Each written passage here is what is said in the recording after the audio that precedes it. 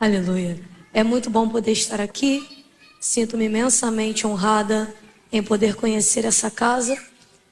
Me sinto em casa porque já ouvia falar tanto desse lugar, que estar aqui agora é como se eu já estivesse há muito tempo. Obrigada, Deus abençoe. E eu quero agradecer ao Senhor, antes de tudo, pela oportunidade de vida que Ele nos concede. Se não fosse por isso, nós não estaríamos aqui. Então eu pergunto, tem alguém feliz com Jesus hoje aqui? Oh, glória! Eu estou muito feliz e eu quero agradecer ao Senhor pela vida do pastor Ezequiel, que é o anjo desta igreja, pastora Marcilene. Eu tenho a sensação de que eu te conheço a minha vida inteira. Eu estou te conhecendo hoje pessoalmente, mas isso acontece quando alguém é do céu. Porque quem é do céu se reconhece, se conhece. E a senhora não anda sozinha, a senhora anda com o céu. Quando a senhora não chega sozinha, o céu chega junto. E eu me sinto honrada em poder conhecê-la pessoalmente. Eu quero parabenizar a senhora. É um presente para mim. Não é seu, não, é meu. De poder conhecê-la. Que Deus te guarde, te abençoe e te prospere. E que a senhora ainda viva muitos anos nessa terra. Tá difícil de gente boa. Então quando a gente vê gente boa, a gente pede: Deus, acrescenta vida. Para a gente ficar mais perto e continuar sentindo Deus através da sua vida. Deus te abençoe. Eu quero agradecer ao Senhor pela vida do pastor Adriel, um grande amigo. Meu amigo, Deus te guarde. Ó, era para estar tocando ali, tá? Minha amiga, esposa do pastor Adriel, um prazer te conhecer novamente. É um prazer te conhecer, é um prazer estar aqui com você. Deus te abençoe. Sen, Deus te abençoe. Cheio de Deus. Pega a sua Bíblia. Tá comigo minha mãe, pastora Tâmara, como foi falado aqui. E eu louvo ao Senhor pela vida desta mulher de Deus, que não me gerou só no ventre físico, mas me gerou no ventre da oração. Então eu louvo ao Senhor pela vida dela. Ela é meu Arão, meu Ur. Se você olhar durante toda a mensagem, ela não abaixa o braço, enquanto eu não termino de pregar. E eu só posso ser grata a Deus por esse presente, que é a vida da minha mãe. Trago um abraço do meu pai, pastor José, que está no Brasil. Nós somos do Rio de Janeiro. Sou carioca da Gema, então você vai ouvir muito chiado hoje aqui. Amém? Abra comigo a sua Bíblia no livro de Êxodo. Eu conversava com o Senhor a respeito do que Ele tinha para falar. E eu confesso que quando eu subi aqui, o Senhor confirmou através da vida da pastora. Eu vou ficar naquilo que Ele me ordena. Êxodo capítulo 2.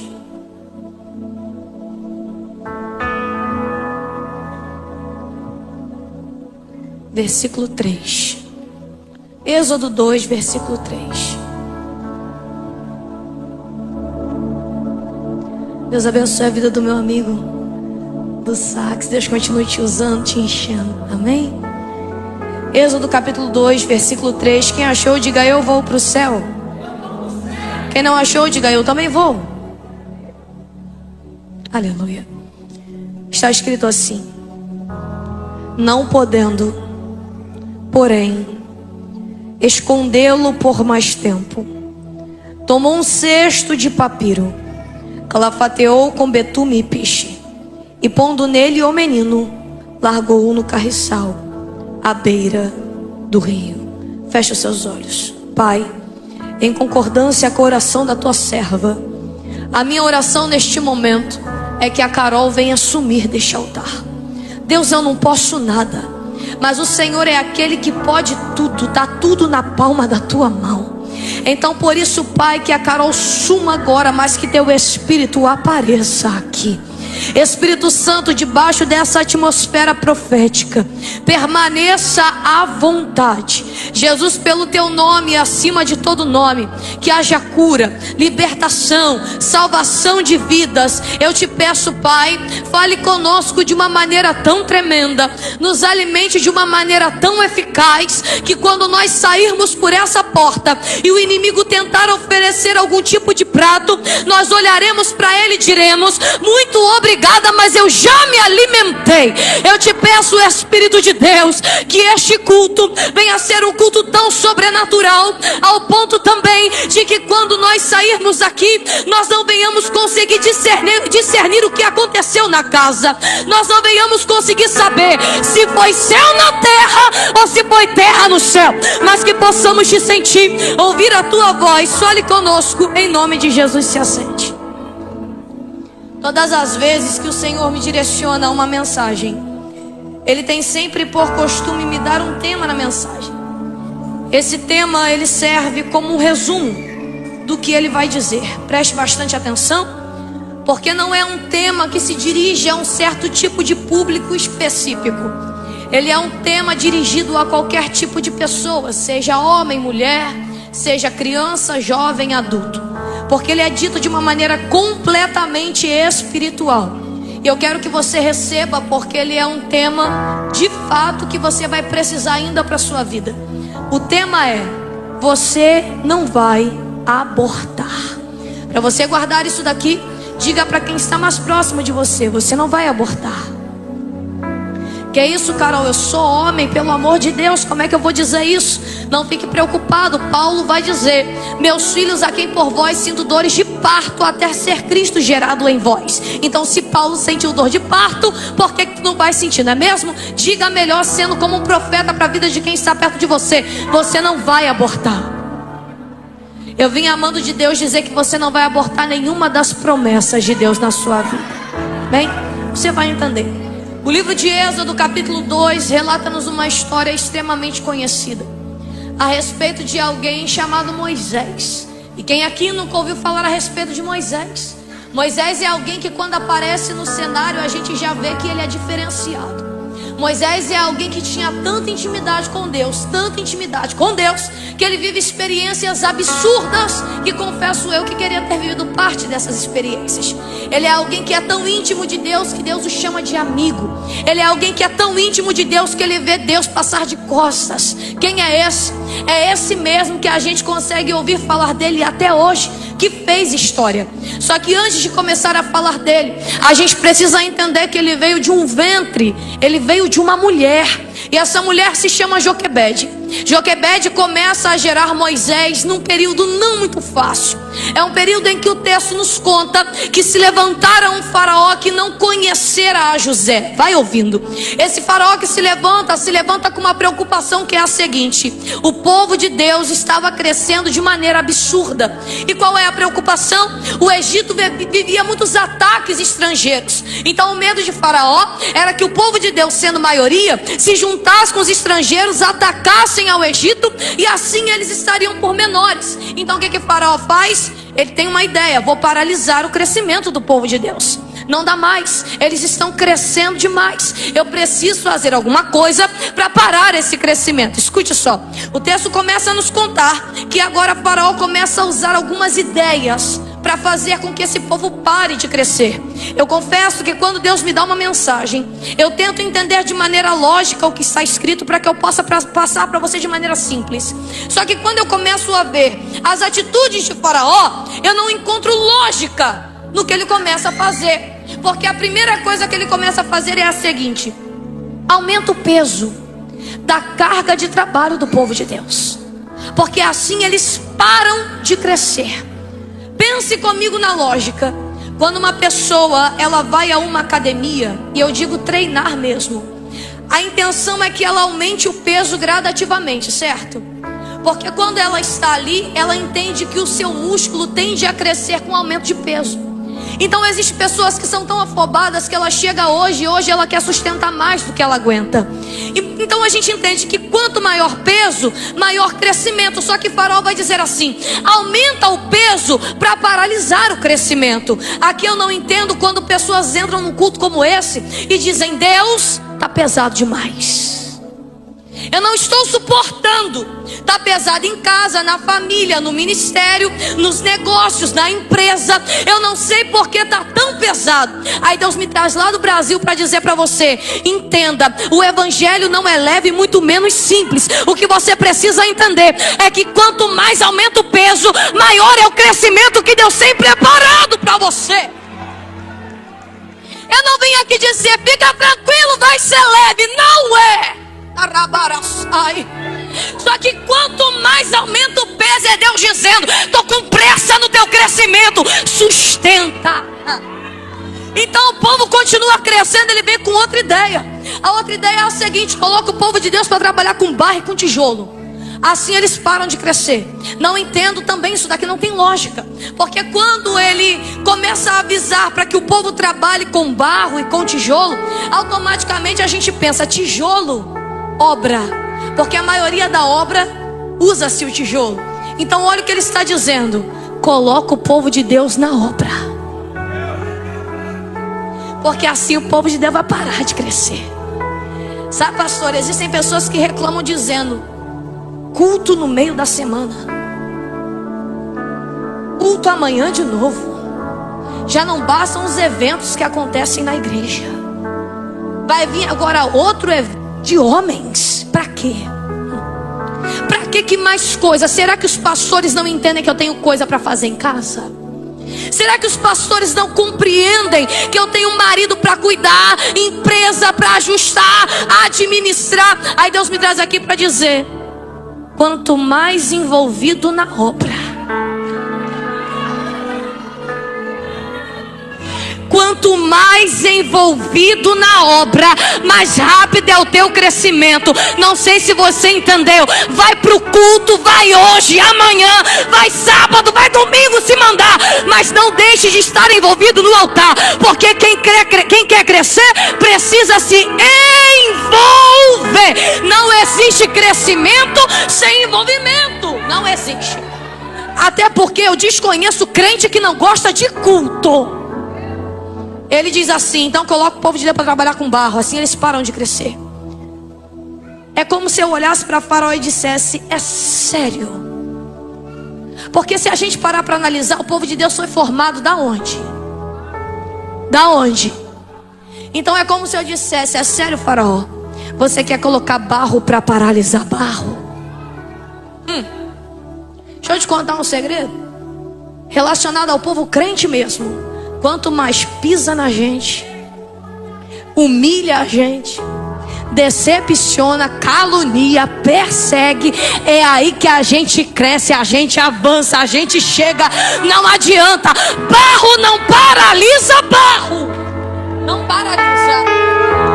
Aí ele vem com outra ideia: eu quero as parteiras hebreias aqui, chama Zifra e Puá. Vem as parteiras hebreias. Ele dá uma ordem: todas as vezes que as hebreias forem dar à luz, examina. Se for menino, mata. Se for menina, deixa viver. O texto diz: e as hebreias não ouviram ao pedido de Faraó, mas ouviram a voz de Deus. Pensa comigo agora novamente. Ele era uma autoridade na terra. Se ele era uma autoridade na terra, elas corriam risco de vida, sim ou não, se desobedecem ao que ele estava mandando. Mas o texto diz: e não ouviram a voz dele, ouviram a voz de Deus. E eu disse: por que, Deus? Quero entender. E Deus disse para mim: simples, observe o texto, pastor Adriel. Ele está pedindo coisa errada para a gente certa. Ele está dizendo: parteiras hebreias, atrapalhem, matem ou prejudiquem meninos hebreus. Deixa eu te contar uma coisa. Pode ameaçar a nossa vida, pode ameaçar tudo que tu quiser, mas hebreu nunca vai matar hebreu. Não entendeu? Vou melhorar. Ameaça a nossa vida, mas crente não mata outro crente. Mulher de Deus não mata outra mulher de Deus. Homem de oração não mata outro homem de oração. Levita não mancha levita. Pregador não mancha pregador. Instrumentista não mata outro instrumentista. Porque aquilo que nós somos não é alterado pelaquilo que a terra manda. Porque aquilo que nós somos é o que o céu determinou para que a gente seja. Então elas não escutam Faraó. O texto diz que ele não para. Já que todas as ideias deram errado, ele vem com um decreto. E o decreto é: peguem todos os meninos vivos e lancem no Nilo. Nesse período Joquebede está gerando. Gerando quem? Moisés. Gerar não é fácil, igreja. Eu sei que eu ainda não sou mãe, eu não sou casada, mas o Senhor me ensinou isso. Gerar não é simples, porque gerar envolve algo muito doloroso, que tira sono, dá desconforto e tende a aumentar cada vez que vai chegando perto do parto. Isso se chama contração. Só que o que para mim mais difícil na história em que Joquebede começa a gerar neste período é que ela está gerando sem saber o que ela está gerando. Agora, no dia de hoje, a gente tem uma tecnologia tão avançada que não sei em quantos poucos meses a gente já consegue saber o que a gente está gerando, se é menino, se é menina. Só que pense, naquela época não tinha, e o decreto era o seguinte: se for menino, vai morrer. Só que observe comigo, ainda que tivesse um decreto, Joquebede deixou de gerar? Ainda que tivesse um decreto, Joquebede deixou de gerar? Se fosse hoje, porque mulher tem disso, pastora, é como se alguém chegasse para ela e dissesse: essa barriga tá com cara de menino. Se prepara, porque se for menino, não tem como sobreviver. Sabe o que eu aprendo? Não importa o que a terra diga, ela não dá opinião naquilo que o céu te colocou para gerar. Ai, eu vou melhorar, vou melhorar. Existem pessoas aqui que pararam de gerar, pararam de planejar. Elas não sonham mais, porque elas dizem: não tem mais possibilidade. Mas eu vim aqui dizer para você: o Deus que te colocou para gerar garante o processo da gestação. Então se prontifica a gerar aquilo que Ele está mandando. Para você entender o que é gerar, quando você começa a orar por uma pessoa que não é convertida, para que ela se converta, no momento em que você começa a orar por ela, ela agora começa a ser gerada dentro de você. Você começa a gerar aquele que você ora. Então, existem pessoas que dizem: mas está doendo tanto, Carol. Eu não sei por que dói, porque quanto mais eu estou na igreja, mais dói. Quanto mais eu estou na igreja, quanto mais eu me envolvo na igreja, mais dores eu sinto. Deus me trouxe aqui para dizer: claro, é que o resultado desceu hoje e está escrito positivo.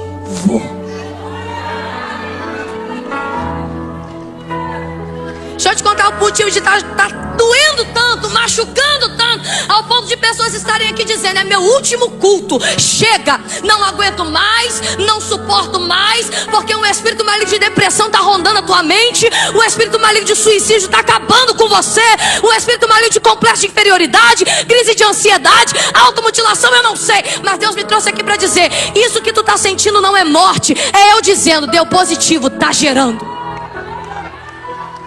Alguém vai me olhar e vai dizer: Carol, alguém vai me olhar e vai dizer: Carol, mas a dor que eu sinto é maior do que a que você sente.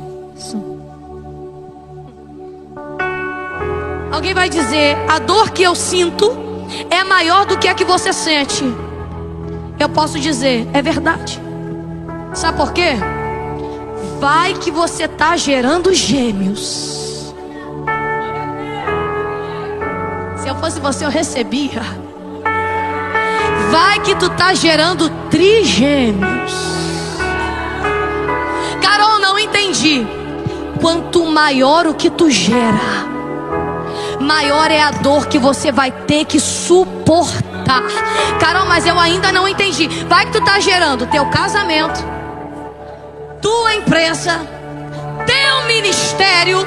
Então eu entendo: quanto maior aquilo que eu gero, maior é a dor que eu aguento. Aí sabe o que acontece? Chega final de ano, pastor, a pessoa faz uma carta desse tamanho para Deus, dizendo: de Natal, Deus, eu quero tal coisa, tal coisa, tal coisa, e faz uma lista. Aí eu vejo Deus lá do alto dizendo: mais o quê? Mais o quê? Tá anotado. Aí quando vira o ano, janeiro a pessoa começa: ai, fevereiro, aí vai passando os meses e ela começa: nossa, eu tô sentindo uma dor estranha. Aí vai chegando no meio do ano, ela vai dizendo: eu não tô aguentando mais, vou parar, vou desistir. não está dando para suportar. Eu vejo Deus lá do alto dizendo: tu não me pediu?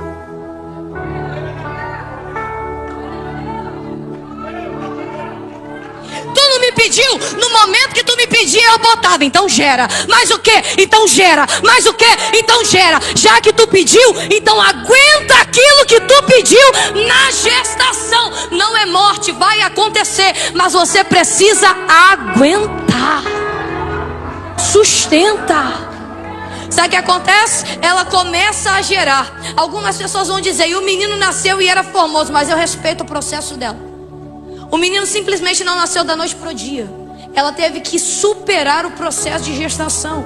E o processo de gestação, ele envolve uma mudança de rotina completa. Uma mulher que gera, ela não tem a mesma rotina de quando ela não gerava. Isso aqui é espiritual, então preste atenção. Uma mulher que gera, quando ela sabe que ela está grávida, a primeira coisa que ela muda é algo chamado alimentação. Porque ela entende, ela já não se alimenta mais só por ela se alimenta por ela e por quem ela gera. Então ela não pode comer qualquer coisa. Aí eu não entendo pessoas que são com uma barriga de 9 meses no mundo espiritual, mas aceitam qualquer prato que lhe oferecem. Eu não tenho problema de falar aquilo que Deus manda. E o que você precisa entender é que existem pessoas que abortam no mundo espiritual porque não selecionam aquilo que elas comem. Não, você não entendeu. Já que está gerando, faz o seguinte: Bíblia, come aquilo que sustenta a tua criança, come aquilo que alimenta a tua criança. É palavra, escola dominical, devocional, pão diário, porque isso aqui sustenta o que tu gera. Agora, ficar se alimentando de qualquer coisa que te oferece, no mínimo vai fazer você abortar.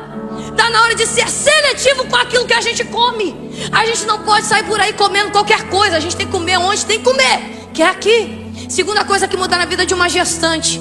Parece preconceito, mas não é. Você já viu que uma gestante, quando ela está na rua, seja com alguém, se ela vê outra gestante, ela pode nunca ter visto aquela mulher na vida, mas ela larga quem ela está e dá um jeito de puxar assunto com a mulher. Não é assim? Por quê? Algumas pessoas vão dizer: ué, agora que está gerando, mudou tudo? Largou com quem andava? Agora que está gerando, seleciona? Ela está certa. Sabe por quê? Porque ela não pode conversar com gente que não entende a dor que ela passa.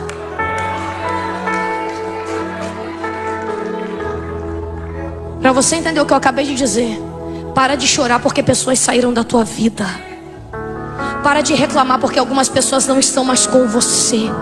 Deus está dizendo: é porque o teu processo de gestação, ele é tão grande, que eu não vou deixar gente que não está na mesma maturidade espiritual para permanecer do teu lado. Só vai ficar contigo gente que entende o que tu passa, está na mesma ligação, está no mesmo propósito. Porque se não estiver, não tem como. Primeiro conselho que uma gestante escuta é: não deixa qualquer pessoa tocar na tua. Se tu sabe, por que tu deixa? Se não pode tocar na barriga, muito menos entrar no quarto da criança. Você não entendeu? Existem grávidas que escutam assim: ué, só porque tá gerando não quer fazer isso, não quer fazer aquilo. Aí elas escutam a seguinte frase: gravidez não é doença. Não é você que gerou, não é você que sustentou a dor, não é você que ficou sem dormir. Deixa eu te contar um segredo, para que você não escute frases como essa. A partir de hoje, Deus começa a selecionar quem anda com você. Recebe se você quiser, mas até as tuas redes sociais vão ser selecionadas a partir de hoje. Deus está dizendo: se não tem estrutura para ver o que eu vou colocar no teu braço, não vou deixar ficar. Vou começar a tirar, a limpar, selecionar. Só dá para ficar gente que aguenta com você o que você está passando. Isso é cuidado de Deus. Para de reclamar, Deus está selecionando gente de mente forte para andar contigo.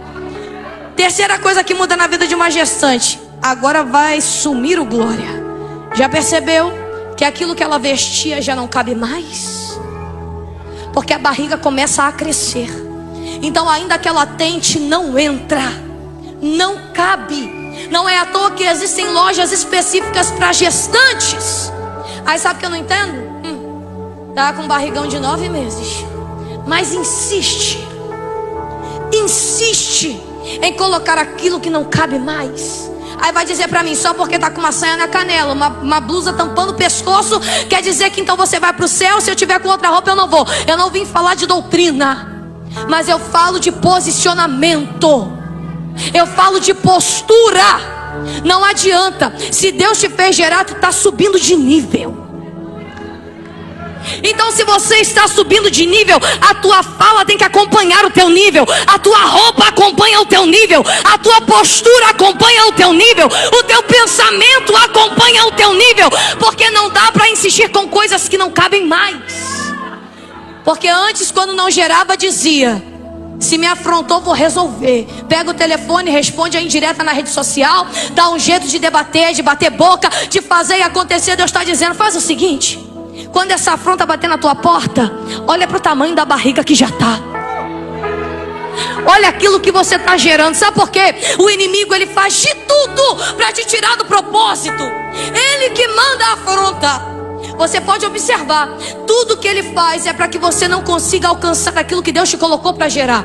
Porque ele sabe que aquilo que você está gerando agora é pequeno, mas quando crescer, aí o que é que ele faz? Tenta paralisar agora, matar agora, destruir agora. Ao invés de você olhar para o que tu está gerando e seguir caminho, você dá atenção para quem quer matar a tua criança. Deus está dizendo: segue caminho e vai ver aquilo que eu te coloquei para gerar.